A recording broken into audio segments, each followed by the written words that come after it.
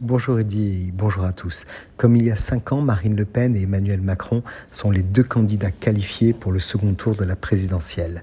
Voici les points saillants de leurs programmes respectifs. En termes de retraite, c'est l'un des désaccords flagrants entre les 2 finalistes de la présidentielle. Après avoir échoué à faire adopter la réforme de fond qu'il visait initialement, Emmanuel Macron s'est résolu à repousser l'âge légal de départ à la retraite de 62 à 65 ans. S'il est réélu avec un report progressif qui pourrait s'étaler jusqu'à 2034, dès la génération née en 69. Le minimum retraite à taux plein serait quant à lui porté à 1 100 €. La candidate du RN en 2022 propose simplement aux Français un maintien du seuil d'âge en vigueur, 62 ans. En termes de fiscalité, Emmanuel Macron, s'il est réélu, prévoit de baisser les impôts à hauteur de 15 milliards, 7 pour les ménages et 7 pour les entreprises, notamment via la poursuite de la baisse des impôts de production. Parmi les mesures clés de son programme fiscal, le relèvement du plafond d'exonération de l'impôt sur la succession, la suppression de la redevance audiovisuelle et encore l'extension de la réduction d'impôt des couples mariés ou pacsés aux personnes vivant en concubinage. En plus de la redevance, la candidate d'extrême droite propose tout bonnement de privatiser l'audiovisuel public.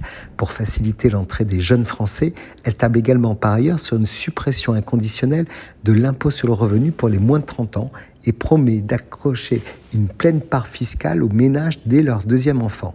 Elle souhaite transformer l'IFI en impôt sur la fortune financière, dont la résidence principale serait exclue.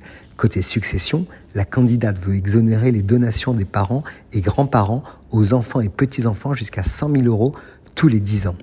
En termes de pouvoir d'achat, c'était le sujet de la campagne de Marine Le Pen, en même temps que l'enjeu numéro 1 pour les Français.